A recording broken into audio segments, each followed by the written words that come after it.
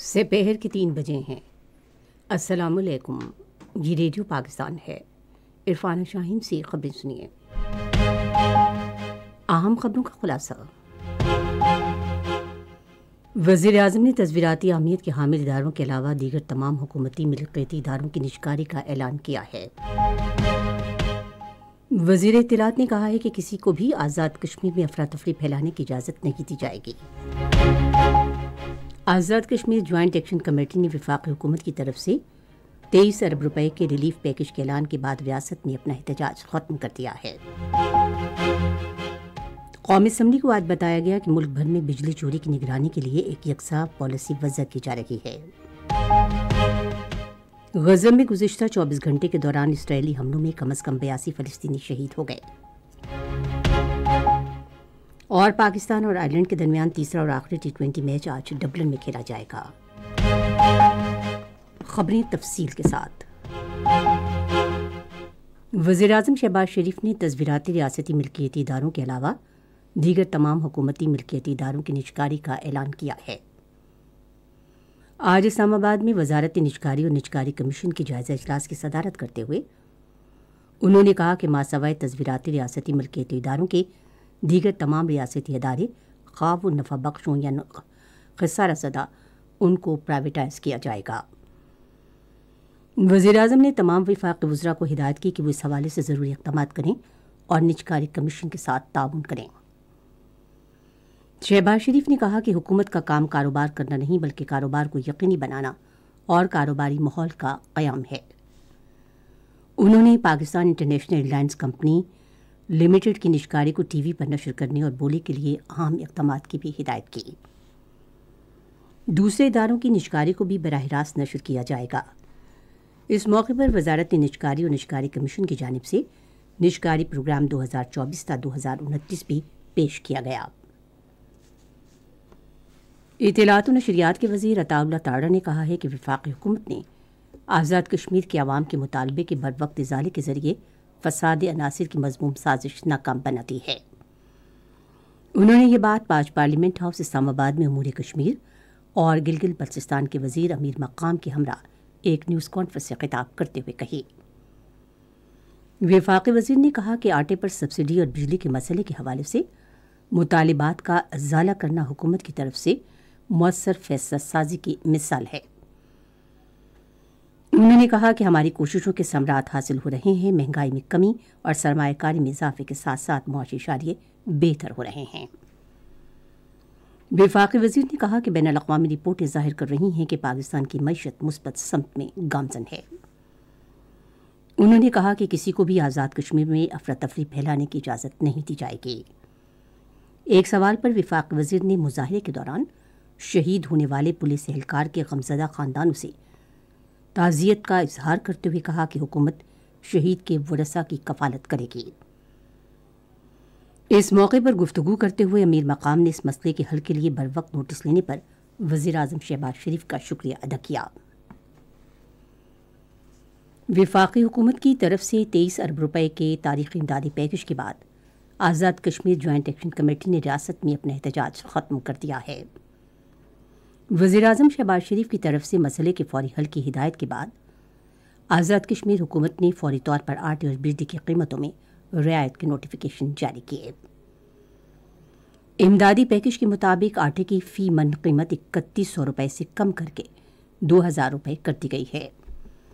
بجلی کی قیمتوں میں رعایت کے مطابق گھریلو بجلی کی 100 یونٹ تک فی یونٹ قیمت 3 روپے 100 سے 300 یونٹ تک استعمال پر فی یونٹ کی قیمت 5 روپے، جبکہ 300 یونٹ سے زائد کے استعمال پر فی یونٹ قیمت 6 روپے ہوگی۔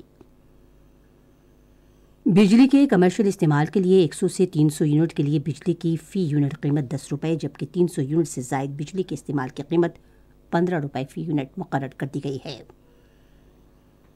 وفاقی حکومت کے اس تاریخی کوشش کے بعد نہ صرف مسئلے کا خوش صوبی سے حل ہوا بلکہ اس معاملے کو سیاسی مقصد کے لیے استعمال کرنے والوں کے ناپاک عزائم کو بھی ناکام بنا دیا گیا۔ قومی اسمبلی کو آج آگاہ کیا گیا کہ ملک میں شرح خواندگی بڑھانے کے لیے ایک پروگرام شروع کیا جا رہا ہے۔ وزیر تعلیم مقبول صدیقی نے آج وقفہ سوالات کے دوران ایوان کو بتایا کہ منتخب نمائندوں اور معاشرے کے دیگر طبقات کو بھی اس ضمن میں اپنا کردار ادا کرنا چاہیے۔ ایوان نے آپسیڈائل آرڈیننس 2024 کی مدت میں مزید 120 دن توسیع کی قرارداد کی منظوری بھی دی۔ وزیر قانون اعظم نذیر تاڑر نے اسد قیصر کے اٹھائے گئے نکات کا جواب دیتے ہوئے کہا کہ ملک بھر میں بجلی چوری کی نشاندہی کے لیے یکساں پالیسی ترتیب دی جا رہی ہے۔ انہوں نے کہا کہ اس پالیسی کے تحت جن فیڈرز پر بجلی کی چوری زیادہ ہو رہی ہے وہاں زیادہ لوڈ شیڈنگ کی جا رہی ہے۔ انہوں نے مزید واضح کیا کہ گردشی قرضے کو کم کرنے کے لیے بجلی چوروں کی نگرانی اہم ہے۔ پاک بحریہ کے سربراہ ایڈمرل نوید اشرف نے آج P A F college institute Faisal کا دورہ کیا۔ انہوں نے اعلیٰ تعلیمی معیار کے حامل اداروں جیسے تعلیمی معیارات برقرار رکھنے پر تدریسی عملے کی تعریف کی۔ انہوں نے جدید دور کے فضائی جنگی چیلنج سے نمٹنے کی اہلیت کی حامل فوجی قیادت کی تیاری کی ضرورت پر زور دیا۔ انہوں نے قوم کے تحفظ میں پاکستان کی مسلح افواج کے اہم کردار اور قربانیوں کا اعتراف کیا۔ یہ خبریں آپ ریڈیو پاکستان سے سن رہے ہیں۔ پاک فوج نے مالاکنڈ میں علم ٹولو دپارا خواندگی مہم کے تحت مدرسوں کے طلباء کے لیے خصوصی اقدامات کیے ہیں۔